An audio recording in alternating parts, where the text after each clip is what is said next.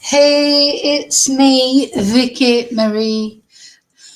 Good morning, good afternoon, or good evening, wherever you are in this crazy world we're living in. Now then, I've just thought it's been a while since I sort of introduced myself. My name's Vicky Marie. I'm based in mainland Spain, for those of you who don't know, because I must remember that I'd get sort of new subscribers, new viewers all the time. In my other life, I'm a Spanish teacher, and basically I do videos about true crime and other things occasionally, but really on my main channel, when I say on the main channel, in members, I do videos about other things on my members channel. But in my normal sort of Vicky Marie Chats Crime channel, we talk about true crime. Or anything mysterious that's going on, or anything that we find interesting. So I just wanted to let people know that please subscribe if you want to see more videos, and don't forget to press the notification bell so that you don't miss any videos that will be coming up. There's quite a lot going on at the moment. I feel like I haven't really got time to talk about everything. Anyway, tonight I'm talking about John George, John Hardy. This is a case we've been following very closely, and I think, there's a lot more to come out in this case, I feel. Anyway, John went on holiday just before Christmas, came to Spain just before Christmas for, unclear reasons, some sort of holidays. Sometimes some people are saying he was invited over for an opening for a friend who was opening a business here in Spain. Other people seem to think it was involved with some sort of drug thing. I don't think it's really clear why John came to Spain in the first place. But I think he has a property here anyway. So, why not come, I suppose. Anyway, unfortunately for John George and his family, John seems to be a man. He's 37 years old. He's a man who went a little bit the wrong way in life. Maybe started mixing with the wrong people, getting involved in things that were leading him down dangerous paths. John is from Belfast in Northern Ireland, and unfortunately in that few days that he came over to Spain in December of last year, John was murdered by his so-called friends. And a lot of unpleasant details have come out. Now turns out that it seems he was stabbed before he was shot. And he was then just dumped in lemon groves in Rocales, which is a sort of an area of Spain. How can I put it? It's like there's a lot of agriculture over that way. There's a lot of what we call campo in Spain. There's a lot of lemon groves. He was left on a private finca, which is like a small holding.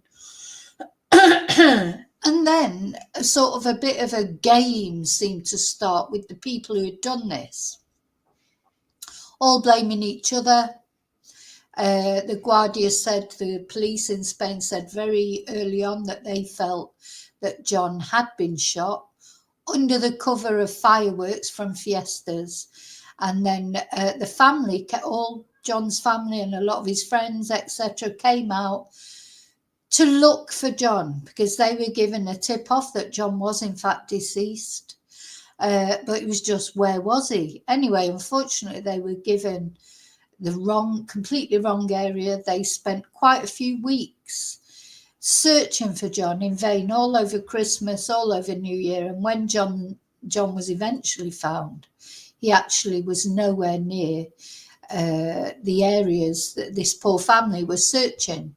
They'd been given, wrong coordinates, etc.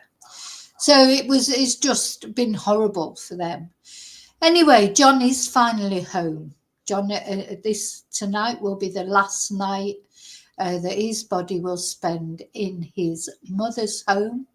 There was, I think it was Tuesday was a private day that nobody could go and pay their respects.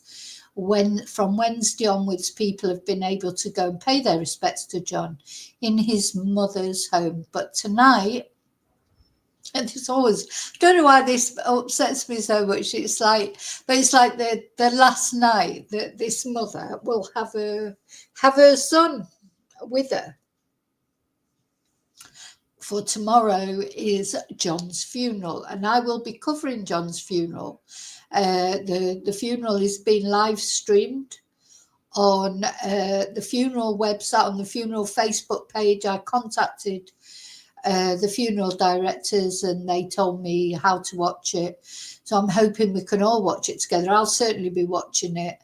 And and if you want to light a candle for John to add to his tributes, etc., on the funeral director's website, you can do that as well. But we'll look at that tomorrow. So today, what I want to talk about, John, is because although that will be like the final farewell in that sense for John, they will be, at least they'll be able to lay him to rest. Rather than just not knowing where he was, which must have been absolute torture, especially, in a foreign country with the language barrier, not really knowing how things work in Spain. Things are so different here in Spain. And this is going to come out, like with the court case and everything. There's been two of the alleged witnesses in this case, not supposedly the actual people who committed the crime, have been in court today in Torrevieja, but it appears to have been a bit of I'm going to explain about that. That, again, is the way things work in Spain. That hearing today, it was a preliminary hearing. It wasn't court. That was a day where they're supposed to go and give their statements, say... there's obviously a language problem here because you can't get to the bottom of what actually happened. There will have been an interpreter there for them, but the interpreter's English normally isn't very good. That's the problem. So when they're trying to explain to the, obviously they understand exactly what's going on as far as the court's concerned, and they understand the way courts work and they understand the Spanish. When it comes to trying to explain that, especially to a British person who doesn't understand the way Spanish court system works, and good luck to anyone who understands it, because it's a strange system. So whatever happened today, that was, I don't know, because I wasn't there. I wish I could have been there and actually heard it for myself, because you get all these sort of second-hand things of people saying what happened and this, that, and the other. But, for me, I think I would have wanted to be there and know exactly what was said and exactly what happened and what the next steps are. But it was a preliminary hearing, so all that was really ever going to happen there was they were to give their statements. And the court, if that preliminary hearing, the court case will be soon, if they've had to go and do that at the courts. Also, the courts are very informal in Spain. That will have been, they'll have gone into a big room I've been in those courtrooms. I've interpreted for people. Sometimes they don't let you in because they'll only accept an official interpreter, but you can sit outside and listen to what's happening at least. You go into this sort of big room that's just full of desks and computers, people, on the computer. It doesn't feel like anything to do with court, to be honest. Absolutely nothing to do with court. And then shortly, the court case will be heard. So it will be soon after that, but I don't know when. I've been looking in the Spanish newspapers. There's nothing at the moment about that hearing today. Whereas the last time, because the previous time, one of the suspects was actually arrested and taken before the judge.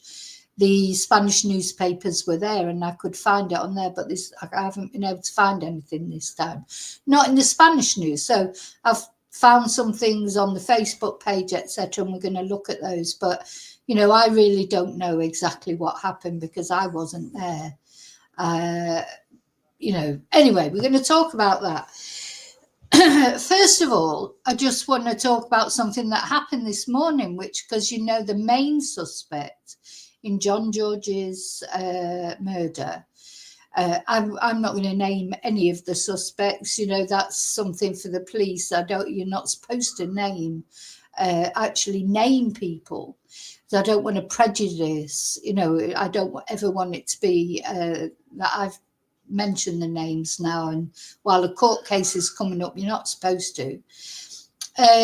But this morning, when I was taking my son to work, doing, one of my many taxi runs that I'm doing at the moment, because the A7, which is the motorway that runs from where John was thought to have been murdered, and it's thought that then the killers took him in this car that supposedly the police are looking for, this black BMW that they think is under a cover somewhere. There's a lot of people who live here in Spain, a lot of expats. They don't live here all year round. They come and go, and when they're not here, they put their cars under big dust sheets, like on the road, maybe park them up on the road, but they put covers over them. And it's thought that maybe the car's under there and the Guardia are supposed to be looking for it. That was reported in one of the Irish newspapers. So I hope they find it, because, of course, that will have forensic evidence inside it. Anyway, so the AP7, which is the motorway that goes, a short drive from where John is thought to have been murdered, onto the motorway and then hop off at Rocales. This is the way that they're thought to have gone. But it's quite a long motorway, it runs a long way. And part of the way we were going, there's one of the exits from that motorway along the road that we weren't on the motorway, but we were on like a side road beside it. And there's an exit from the A7. And the Policia Nacional were there, and like the Policia Nacional are the really scary police in Spain. And I did wonder, was it anything to do, and now it may not have been anything to do with with John George, but I was trying to look for a photo that would show just how scary it is when you see them, because literally, you just come upon them. They've got machine guns. They've got these, there'll be, a couple of cars there, and there'll be maybe 5 Policia Local. They've got these stingers ready to throw into the road, and they're stood there, looking very, very menacing. But what I did notice is they were stopping English registration cars, so was it anything, when they do these special roadblocks, they're normally looking for someone in particular. So there's a lot of police controls in Spain, but then, there might be a control for drinking, like at certain at the weekend, at the early hours of the morning, you'll get a lot of controls, police controls, and they breathalyzing everybody that they don't stop everybody necessarily, but they'll flag down certain cars, breathalyze, send you on your way. Or then it might be a document control. Sometimes it's to check your documents, your license, etc. But there's normally a reason why they do these controls. And if it's the Policia Nacional, like it was this morning, and off the motor, just on the exit of the motorway, it just made stopping English cars. There were 2 cars there that had English registrations or British registrations. Just occurred to me, I wonder if they are looking for this person who's on the run. There's a person who hasn't been caught yet, who's got 3 arrest warrants out for them. If it's the person we think it is, but it hasn't been confirmed, they're quite a distinctive person. They're not a person that you would, you couldn't identify. They'd find it very hard to cover up. Got quite a lot of tattoos, and in places that you can't really cover up. Is it them? Is it them that they're looking for, or is it part of their search for this person? So there's 3 arrest warrants out. There's a national arrest warrant, a European arrest warrant, and an international arrest warrant out for this person. But it just occurred to me, I just wondered if it was anything to do with it. Now, it maybe somebody else completely that they're looking for. But when they do these, blocks with the machine guns and the stingers, they're normally looking for someone in particular. They're not just stopping people to check their driving license, let's say, or, and it was like about 9 o'clock in the morning, so I doubt if they were there doing alcohol checks. Anyway, it's normally the Guardia Civil, Trafico, who do those kind of things. It's very complex, the Spanish police system. But the Policia Nacional, who were the ones that were doing this control this morning, they are the most serious. They are like the flying squad, the FBI. They're the sort of they deal with more serious crimes in Spain. But yeah, it's a complex system. But they're quite terrifying when you see them all lined up there with their guns and everything. Now, I imagine for any of you that's watching, if you're in Northern Ireland, you probably remember it's probably like that during the Troubles, etc. Probably quite a lot of armed sort of roadblocks and things like that. But, in England, we're not really used to that, are we? We don't see that very often, if ever. So it's quite disconcerting. I myself have only ever once been stopped by the Policia Nacional. It was absolute. They're so scary, honestly. And it was a night time. I was coming back from the airport. I had my sister, my cousin, and my son in the car. My son was only young at the time, really young, maybe about 12 or something. And we got to this roundabout, and I could see they were there, the Policia Nacional. So I slowed down, you slow down, and this policeman sort of waved. I thought he was waving me on. So I carried on. Oh my God, he went absolutely mental, this Policia Nacional. He had like this long baton, and he like whacked the side of my car, the window. My cousin nearly had a heart attack because she was sat right next to the window there. He whacked the car. He said, no comprende, stop, or something like, don't you understand when someone tells you to stop?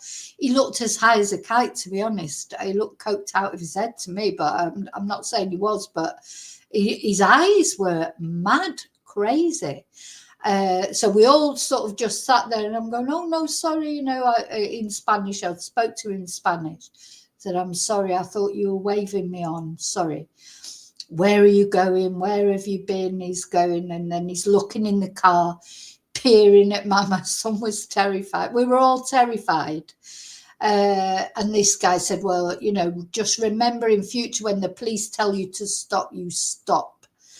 And that was it. He sort of waved us on and off we went, all got home and had a stiff drink, I think. I mean, you know, they are pretty scary. You know, they're not, you know, they're not in it for fun, that's for sure.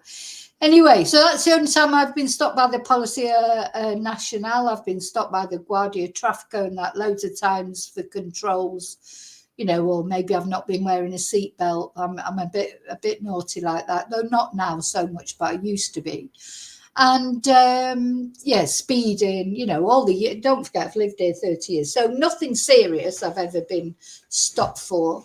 But you know, I have had other experiences with the police in Spain. And of course, as an interpreter, I've had a lot of experiences with the police. But that one time was really my only dealings with the Policia Nacional. And, you know, they mean business. So if they're looking, if it was to do with John's case, it might not have been. They might have been looking for someone completely different. Just seemed funny to me that they were on the exit from the A7, which is where they think, you know, that are they just doing and stopping English or British registration cars. So anyway, just thought I'd tell you about that. So I'm just going to say hello to everyone. And then what we're going to look at first is we are going to look at a short video from Crime World, where the journalist Alison, who knows the family, it's like a bit of an update from them, talking about the funeral tomorrow, talking about the case in general. So we're going to look at that. But first of all, I'm just going to say hello to everyone, so I can see that there's quite a lot of you there. Hi, David. Hi, Kelly. Hi, Lorna. Hi, Angel. Oh, Angel, hope you feel better soon. Oh, everybody's making you feel better. That's good.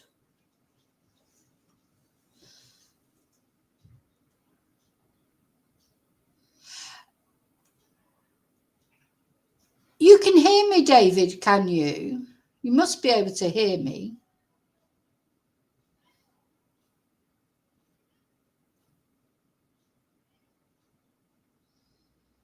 Yeah, yeah. Kelly, no. He didn't damage the car, but he really whacked it hard. He frightened us all to death. Hi, Jules. Okay, David's back in the room, or I'm back in his room. Okay, so let's have a look at this video.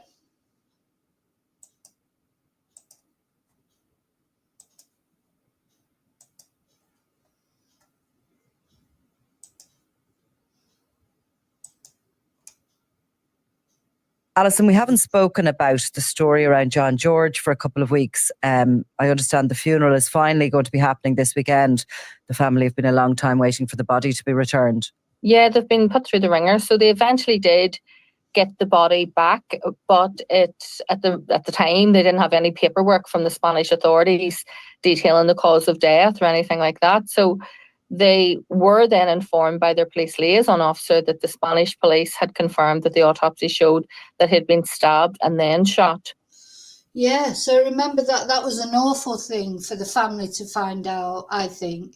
Hey, no, it's bad enough that he was shot, of course, but then to find out that he'd been stabbed beforehand, you know, just what this family must be going through, imagining what John went through, you know, and whatever John may have, you know, lost his way in life a little bit, but he's never done anything like this. Didn't deserve this. This is foul, what's happened. You know, it's just it doesn't matter if someone's fallen off I don't know, he wasn't perfect. But nobody deserves this, and no family deserves to go through knowing that that's happened to their loved one. I mean, will they ever find out the full details? This was something they didn't know, and you can imagine that's quite distressing to find that out. And then, with the advice of their solicitor, they're dealing with Kevin Winters here in Belfast, they decided to have an independent autopsy carried out just to make sure that they had all the proper information that they needed. So yeah, this is what held up the funeral, because of course the funeral was supposed to be, was it last Friday, or was it the Friday before? I can't remember now. But the funeral was supposed to be before, but this is what's held it up. But it's definitely going ahead tomorrow. There has been cases before, and I'm sure you have covered cases where people have been murdered abroad. They've come home when they were either cremated or buried, and then other things came up later on, and there was no way of verifying that. So they just decided to have an independent autopsy carried out. They have finally got his body home to their house in West Belfast, and they've asked that they have some privacy today, and then I think that they're opening for the wake from tomorrow. And then his funeral will eventually take place then on Saturday. Yeah, and for those listening, we're recording this on Tuesday. Wake is happening tomorrow, which is Wednesday. So yeah, I don't know if that's how it happens in Northern Ireland. So should the wake's happening tomorrow, like it normally in England, you'd have the wake after the funeral. So, but of course, but we don't tend to. Have the loved ones in the home at all. That's not something that happens in England. Don't know if it happens in Scotland. Is it a religious thing? I don't know. I mean, does that happen for both Catholics and Protestants? I think John's family, really, they're a mixture of religions, aren't they? I think it's both sides of the communities in their family. But yeah, I don't know if this is an Irish thing but yeah, in England, normally you would not have your loved one's body in the home, just at all, whatever the circumstances. That's just not the procedure, if you like, or not culture is not the right word, not the practice, not what happens. So John was in his mum's house from Tuesday, and that was a private day for the family to pay their respects, or whatever you do. Is it like a wake that goes on for a few days? Anyway, then Wednesday it was opened up for other people to come. Other people could go and pay their respects to John, and honestly, it just really makes me emotional to think tonight how his mother must be feeling, because it is, because he's always, no matter, he might have been 37, doesn't matter how old he was, they're always your child, aren't they? Boy or girl, always your child. And this will be the last night that he'll be in her home. Anyway. Is it expected to be a big funeral?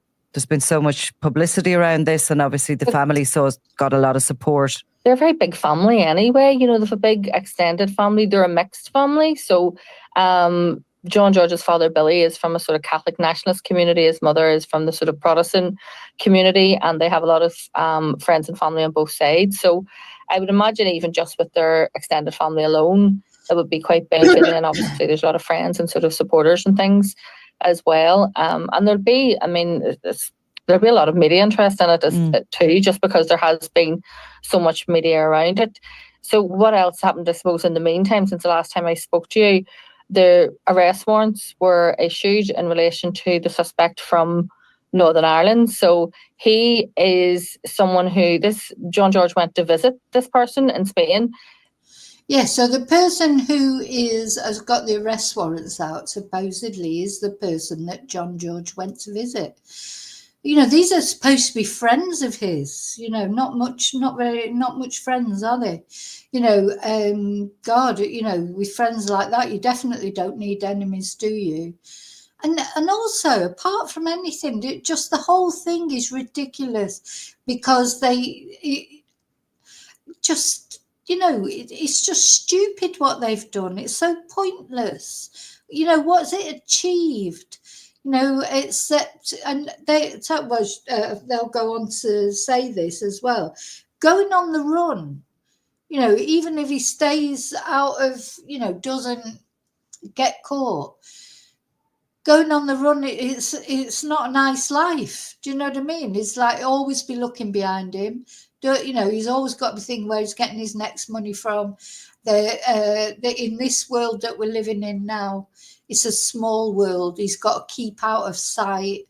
He's got to, it's difficult. Maybe years ago you could have just disappeared to some country or another, but it's difficult these days in the time of the internet. But even if it's possible, he's not going to like it. He might go off to, there's rumours that he might have gone to Thailand.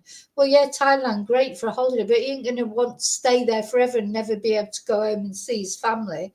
Or, he's not going to want to do that, is he? So it will soon, even if he manages to do it for a while, the novelty will soon wear off. And, people want to be back in their familiar surroundings. So quite often people give themselves up when they go on the run or whatever, because they just can't stand it anymore. It's not a nice life. And, good, I hope he's suffering. They then spoke to his father in the days after when he didn't board the plane and he was missing.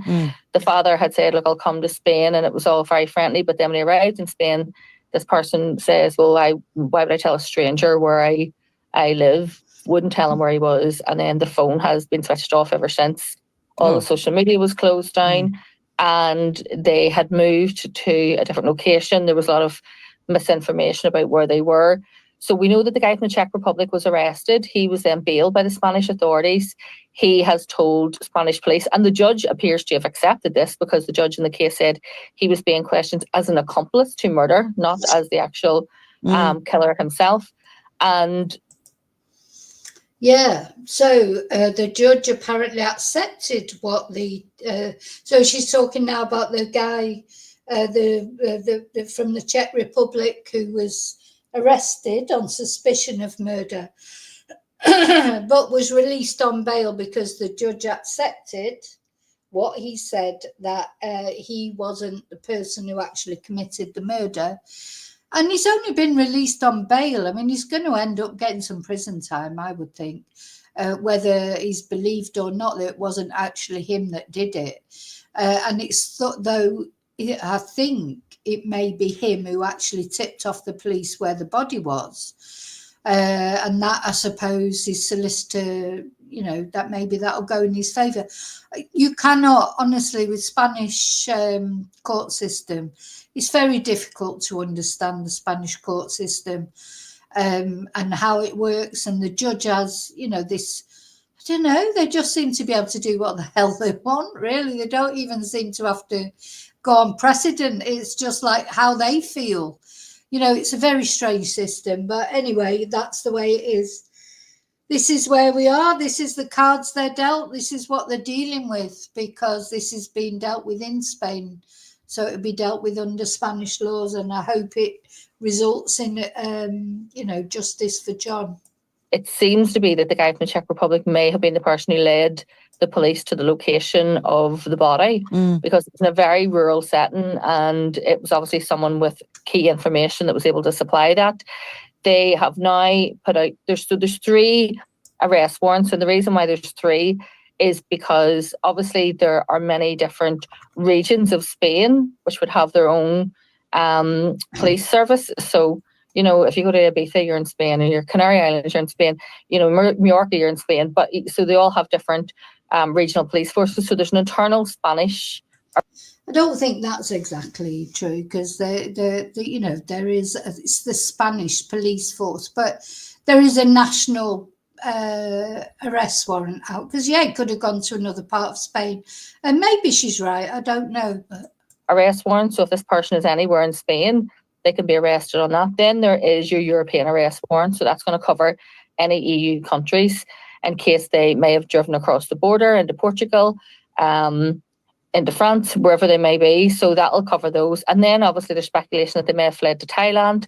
We know that someone who they were in business with in Spain, so they were using a guy from Spain. Well, he had an English passport, but he lived in Spain. They were using him to hire properties and shops and things for him in his name. He did go to Thailand straight after Christmas. So there's speculation that he may be in Thailand, although I'm not sure how true that is. So there's an international arrest warrant as well. And Interpol are working very closely with the Garda Civil in relation. Well, I don't think, I've just seen what you said there, David, but I don't know if he had to turn up or whether his solicitor could represent him. I have watched, we'll watch one of the videos from TikTok. It's that Hayley girl. She put her live that she did on the Facebook page. The trouble is, I wasn't there, so I don't know exactly what happened. But I don't think he'll have done it. How can you have done a bunk? They've taken his passport off him. So it may be that he didn't have to go in person. His solicitor went there on his behalf. I don't know, because I wasn't there and I can't work out, you know, from watching Hayley's live, I couldn't work out what exactly happened. You know, it's just impossible to work out from that unless you're actually there and you understand the way the system works.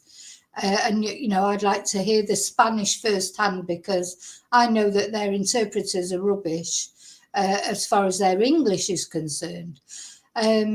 So, yeah, I don't see how he could have done a bunk. He hasn't got a passport.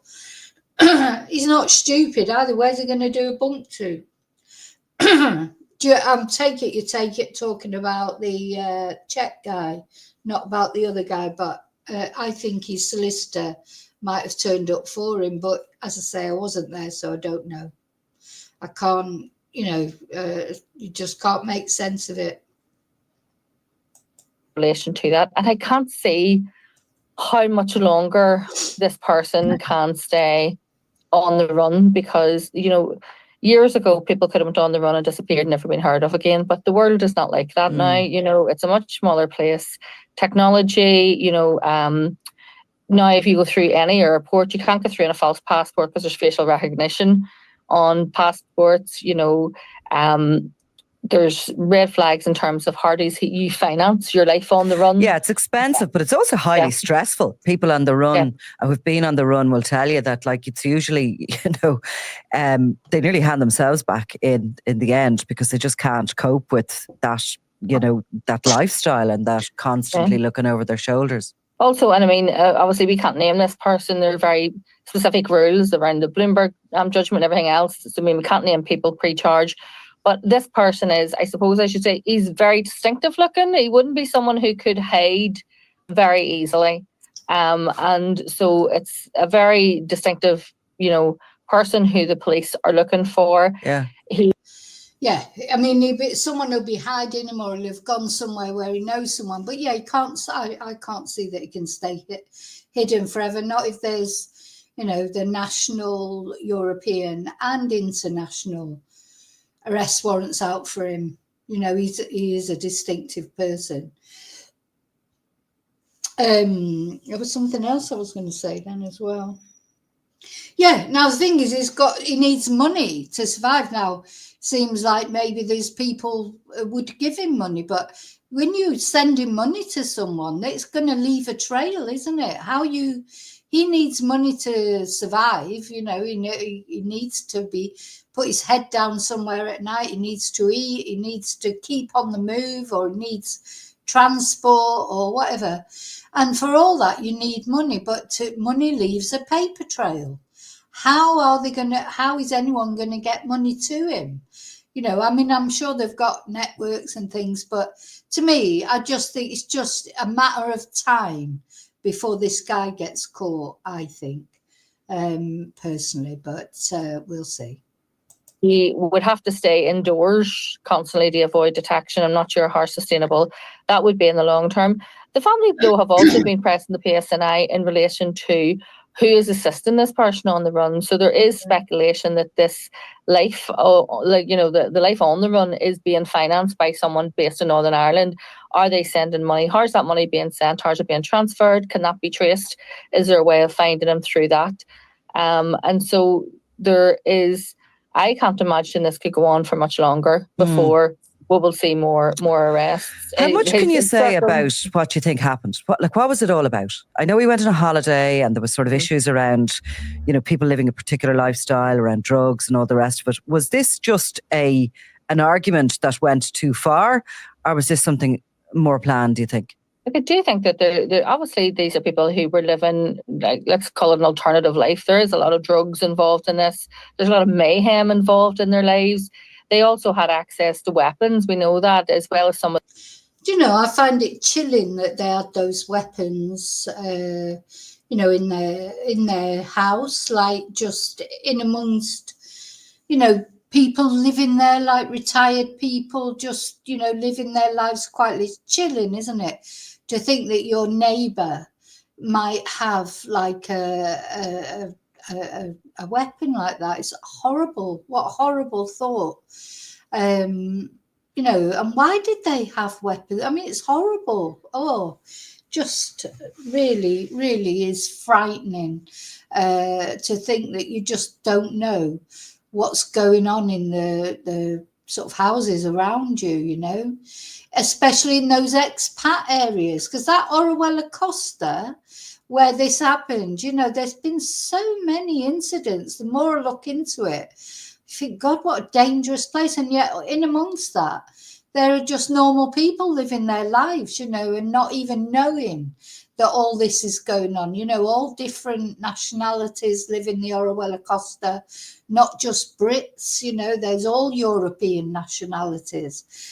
Not knowing that they had these people living on their complex with guns and, probably knowing that they had this chaotic lifestyle that she's talking about. It's from what the neighbours have said, it was a house where there was comings and goings all the time. There were cars, there were motorbikes, there was this, there was that. But, they didn't know that also there in the house, they had these guns and things. It's horrible to think of that. How the hell? Anyway, God, just chilling, I think, to think that was going on. And John George is not the only one who's been murdered in Orwella Costa. Some of the people who they were dealing with were not just dealing drugs, they were also dealing in guns as well. But this is not, a cartel killing. This isn't, I think people going, there's £30,000 of debt, all utter nonsense. I genuinely believe that this was a culmination of several days of bad feeling and an argument that has just escalated and went wrong. And I didn't know John George, he was involved in criminality, but it would have been on the sort of petty end of the scale. It wouldn't have been anything that I'd have been dealing with. So I didn't know him before he was killed. But I do know that he was handy with his fists. He was a former boxer. He was known to be someone who can handle himself. And you often find that then if there comes to be a fight between two people and one knows that he hasn't a chance in hell of beating him in a fight, then was guns introduced. But it was clearly very, very, very pre-planned. The family did receive information that came from someone who was on the periphery. So, there's a cast of thousands involved in this. There's characters who were coming and going. There was young runners who were being brought over to deal drugs. Some of them have sort of broken ranks, if you like, and we're speaking to the family. One of them claims that there was a plan to try and, move his body and bring it back and put it on a bed in one of the apartments, and claim that, he had tried to attack someone and that it was self-defense and all this. And then obviously that plan was changed to leave him in a very rural area. None of that could have been done without the help of several people. And there's definitely more than one person involved in the moving of the body, if nothing else. And where they left him, I'm still, don't even know why they went to that particular place, or if they just Googled an open space or something. But, they left him on private property. So they obviously didn't realise that, did they? Or did they, it wasn't, you know, they're not criminal masterminds, are they? You know, to leave a body on a private property is an open, just covered up with some trees. I mean, he wasn't actually buried, I don't think. You know, there wasn't a big effort made to conceal him. So, yeah, I agree with Alison. I personally think it was probably a result of you know, they were all taking drugs and drinking and doing whatever. They probably didn't, you know, there would be an argument that broke out and it got out of hand.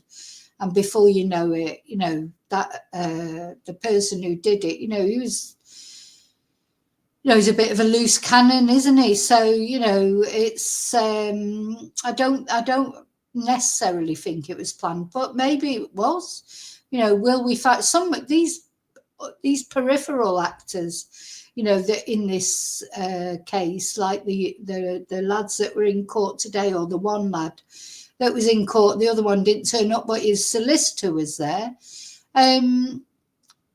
They're peripheral actors, but they know exactly what happened, you know. So what they're gonna, one of them is gonna start singing, if you like, probably already has, maybe the Czech guy, because they want a lighter sentence. They don't want to go down for life, do they? And if the way that they can you know, sort of get a lighter sentence, even though they're obviously in it up to their neck, the only way they can do that is by talking, you know, isn't it? And you know, trying to get a lighter sentence that way. But I mean, as I say, I don't really know exactly what happened today because I wasn't there. It sounds like it was chaotic. Sounds like the guy doesn't even know what happened, the guy who was actually there. And he said that he didn't have a solicitor because he didn't have the money or whatever. But you don't need it. If you, in Spain, one thing I do know 100% is they give you a solicitor if you haven't got one. If you haven't got the means to engage a solicitor, you'll give them one at court on the day when you turn up. There's like solicitor, they're called peritos in Spain, funnily enough, which is like a little dog. So perro is a dog and perito is like a little dog, but it's also a name for like a lawyer or a solicitor, and they sort of hang around the court all day and they get allocated to people who haven't got the means to pay, you know, for a solicitor. So you get allocated a solicitor. Maybe you didn't know that. You know, I think this lad as well, he doesn't speak Spanish, I would imagine. You know, he's probably not got a word of Spanish. Maybe the Czech guy maybe knows a bit of Spanish. He knows the system a bit better because he's got a solicitor. Has he got more money than this lad? They don't seem to have any money, really. But maybe he has. Maybe he has got money and he could afford a solicitor. Or maybe he was awarded one at the court because he knew to ask for one. Again, I just don't know. It's so frustrating because I don't know exactly what's happened. I'm getting it like third hand, you know, and with all respect to Hayley, she's supposed to have listened to it all on the phone, you know, and it's just like, what? And I'll tell you what, if they would have seen that somebody was with a phone there relaying what was happening to somebody else, well, you get arrested for that. You're not supposed to do that. You know, it just amazes me what people think they can do just because it's Spain, as if, you know, I don't know, just weird. And there's still a car that was used in the transportation of John George, either alive or dead, which hasn't been found. And the family have been told that is under canvas somewhere just parked in Spain.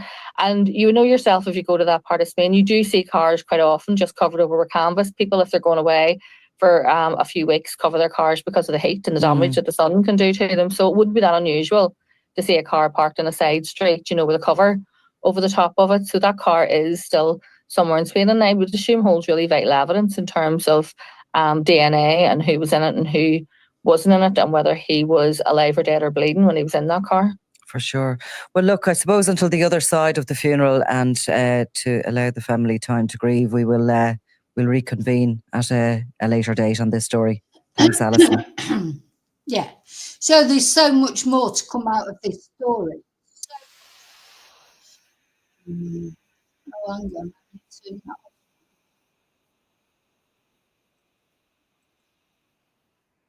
Sorry, I've left it on. Ah, there you go. So yeah, I quite like that lady with the that crime podcast. And Alison's interesting because she knows sort of what's going on, etc. But yeah, so apparently this court appearance today just ended up nothing really. Don't know any more from it.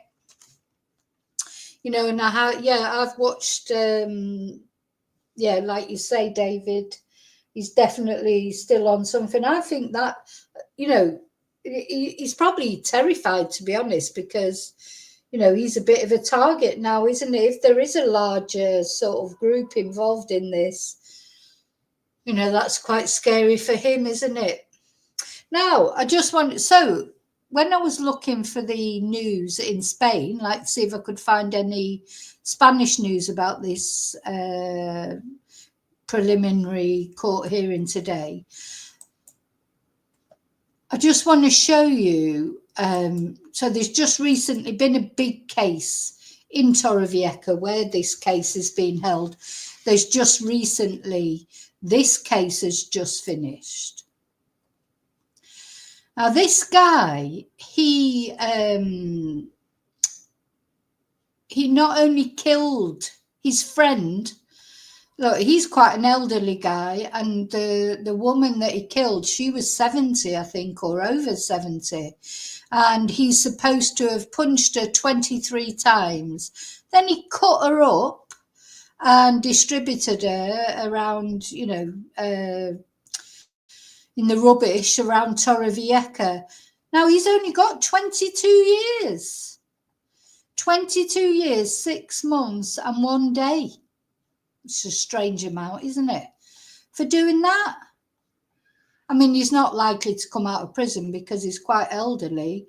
But even so, I thought, 22 years, 6 months and 1 day of prison for the man who murdered and cut up his partner in Torrevieja. So again, just seeing how tricky it is. So it says the sentence has been dictated a week after Jurado Popular. What the hell is that? They declared he was guilty. So they declared he was guilty at a Jurado Popular a week ago. And now this is his sentencing. And also, he's got to pay, I mean, this is something else to do in Spain, 150,000 euros to each of the children of the murdered woman. Now, this is something quite weird that they do in cases. The people are told the judge awards like an amount to either the victim, if it was, if the victim had survived an attack, they pay it to the victim. This is with robberies as well. It's not only crimes against the person. If somebody robs your house and they get caught and they go to court, the judge will set an amount that they're supposed to pay you in compensation. Now, whether whether you ever get it or not is a whole nother matter, isn't it? Because, what if they haven't got any money? How's he going to pay each of her children 150,000 euros? Anyway, so yeah, the parts of the victim were found in different rubbish containers in plastic bags. But this is just a little trigger warning because it's horrible. But her head and her left arm have never been found. Oh God, just awful. I think it was lucky that any of her was found because they take the bins away every day. So it's lucky that she was found. Now he's been brought to justice. He's got his 20-odd years, but even so, he should have got a whole life thing surely for that. Anyway, I don't know if they do whole life tariffs in Spain or not. So yeah, then those children, her children, they'll be adult children, because she, as I say, I don't think it even mentions her name here, which is really annoying. Yeah, no, it mentions his name, Cari Peter Jocala. He wasn't Spanish. I'm not sure what nationality he is. Was he Icelandic? I can't remember now. It doesn't say in this article. It doesn't mention her name or her nationality. She wasn't Spanish either, bless her. But yeah, her kids, they're never going to see that money. It's a very strange thing that they do in Spain, really. Anyway, he's gone to prison, so that's good. Don't think he'll be seeing the outside of prison at his age.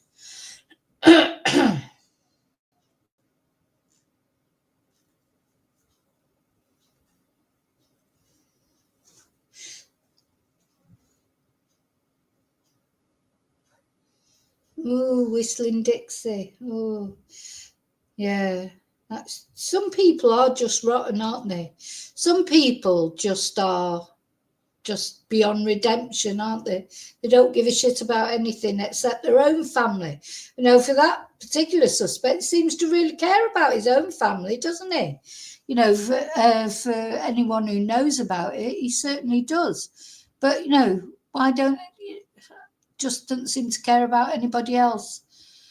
So, yeah. Anyway, it's just a matter of time. It's a matter of time for that man. And I hope when he is caught, he is given like the full force of, I don't know what the sort of sentence might be here in Spain. It depends what he gets charged with, and if the drug things come into it and the possessing the gun in the first place, he might get quite a long sentence, because it's not only probably the murder that he'll be held accountable for, but yeah, they've got to get him first. They've got to catch him first, of course. So now I'm sort of debating whether to show the videos of, I'm not going to show Hayley's video, but on TikTok you can find Hayley Comets. Well, it was a live, so whether you will be able to find that or not now, because TikTok lives don't stay up, do they? But on the Facebook page, on the John George Facebook page, you can find Hayley Comets video. You can also find videos by the other guy that was in court this morning. And, I don't want to show them. So I don't want to get in trouble with the Guardia. I mean, at the end of the day, I live in Spain. You never know who's watching this video. The Guardia could be keeping tabs on, TikToks and YouTube, for all I know. So I don't want to get into any problems with the Guardia or anything like that. It just seems, when I watch some of these videos, I just think, oh my God, you can't do that. You might not be in Spain, but Spain's not that far away, is it, from the UK? And if the Spanish police want to get sort of the Policía Nacional want to look into things, it wouldn't matter where you were. You're not supposed to be saying all these things, and you're certainly not supposed to be somebody's not supposed to be on the phone in the court office and transfer, while somebody's listening to it. That would be that would be a real big thing. Anyway, so you're just not supposed to do that. You're not supposed to do that in any country, I wouldn't think. Anyway, where we are,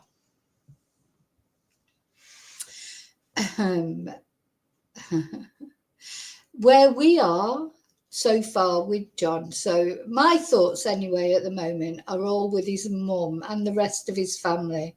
Particularly with his mum, only because I'm a mum and I've got, a son.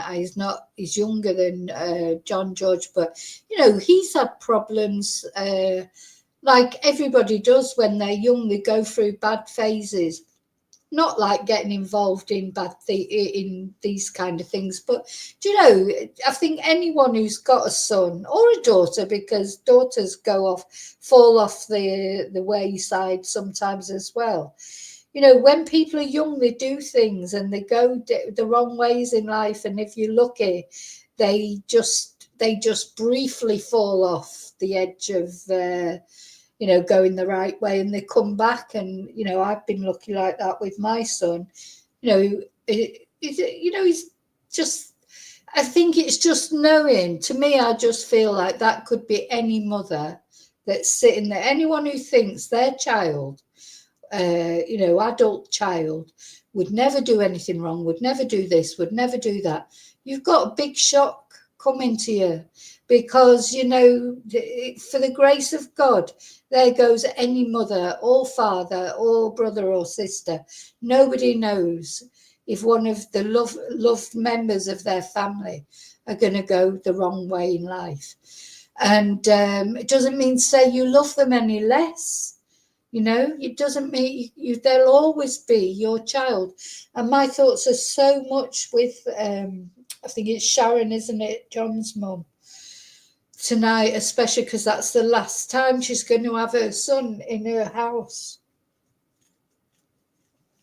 And it's heartbreaking. So my thoughts are with the family. They've got the funeral tomorrow to face, though the funerals can be uplifting, you know. I mean, obviously it's horrible, but hopefully they'll find the comfort in the people that will go and give them comfort and give them that sort of, I don't know, support them, you know, put sort of inspiration. You know, a funeral is a celebration of life, isn't it? And there'll be all the good things. They'll be concentrating on the good things that they remember about John, not about the bad things maybe that he did or didn't do or whatever. So, you know, my thoughts are with them. And as I say, I will definitely be streaming in the morning. We'll be looking at this. We'll be watching it together. I think it starts at 9. Is it? Let's have a look what time it starts. Because, of course, here in Spain, I'm I'm an hour later. I think it'll be about 10 o'clock here. It will get started, I think. 9 a.m. funeral. So that's 10 a.m. here. So, yeah. Oh, God, I'm doing the taxi in the morning, but I will be back at 10. I'll make sure I'm back at 10. So,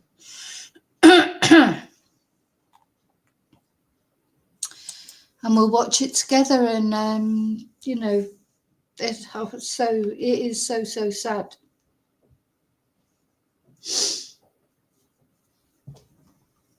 So sad. I know that I phone link into a live court, and she's actually there saying that about it, you know, openly on the internet. I mean, would she think Spanish police don't speak English? Of course, some of it, they're like, you know, it's like, oh, well, if I'm saying it in English, the Spanish won't know what I'm saying. Of course it will. But anyway, there you go. That's her thing, but I'm not playing it. So, okay. So thank you so much for watching. Thank you for caring about John. Thank you for caring about his family. I'm going to do a Kelly now. I'm off taxiing. Go and pick up number one son. And I will see you in the morning, if not before. Oh gosh, my voice is going. Something that I did. What I am going to make a video of this actually. In fact, I might just edit it off this video. Something interesting that happened. You know, Irfan Sharif, who was attacked in prison, wasn't he, on New Year's Day by a tin lid from a tuna can, apparently. Well, one of the men who did it was the murderer of, he's just been sentenced to a whole life tariff. for the murder of a young lady, him and another woman. But I had it all set up here because maybe I'll do a video about it. Let me find.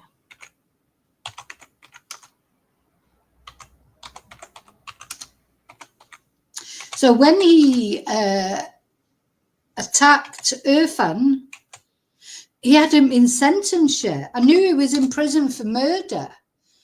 I mean, he's a horrible man, you know, himself.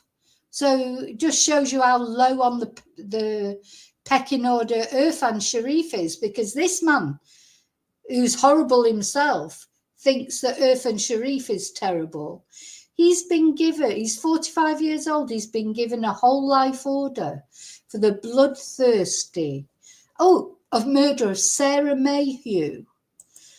Now, poor Sarah, I haven't looked into the case fully, but he did this with a woman helped him, a woman who's besotted with him. But then it turned out he'd already committed murder before. So this is his second murder. This is Sarah, bless her. So he's another one, killed her, dismembered her. What is this with the dismembering? He's received a whole life order. And the woman, his partner in crime, she's received a life sentence, but not a whole life order. So builder Steve Sansom, he's one of the people that attacked Irfan. So Irfan's got put up with him for quite a long time. Was out of prison on life license for another murder when he killed Sarah Mayhew, 38, and dumped her remains in Rowdown Fields, New Addington, South London, last spring. So I was listening to the sentencing. I'm going to do a video about this, definitely. So I think it's important for Sarah Mayhew's memory as well. So he was charged with the prevention of the lawful and decent burial of a body and the murder of Sarah Mayhew. And the judge, it was a female judge. She was very good. He did plead guilty. That's the one that both of them, him and the woman, pled guilty. And the judge, Mrs. Justice Cutts, did acknowledge that at least they had pled guilty. And they pled guilty right from the word go, so the family didn't have to go through a trial, etc. And his partner in crime, she's been given 30 years, life sentence with a minimum of 30 years.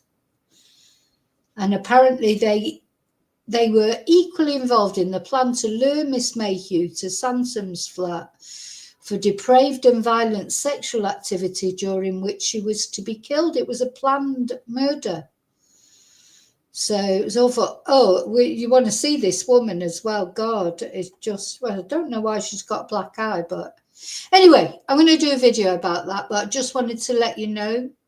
I know that those of us that have been following the Sarah Sharif case, there has been news about that as well, because the judges have been named, haven't they? The judges that allowed her to go back to, Irfan, to go to live with Irfan in the first place. So, that's another video that I want to make to talk about that. But because, lessons definitely need to be learnt about that.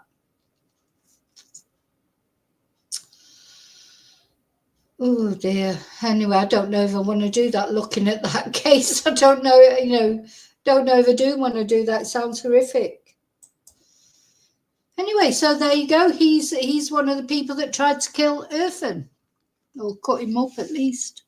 Hope he gets he gets it, I'm afraid. Well, poor Sarah. Her mother wasn't brilliant either, it seems like. It's a shame, isn't it? Sarah had nobody, did she? She probably would have been better off just staying in care. It's heartbreaking that hopefully, Sarah, she's in the arms of angels now at least. She's better off out of this world, that poor girl, the world she was born into. So...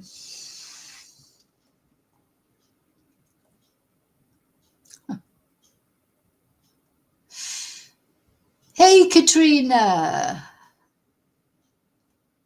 Oh.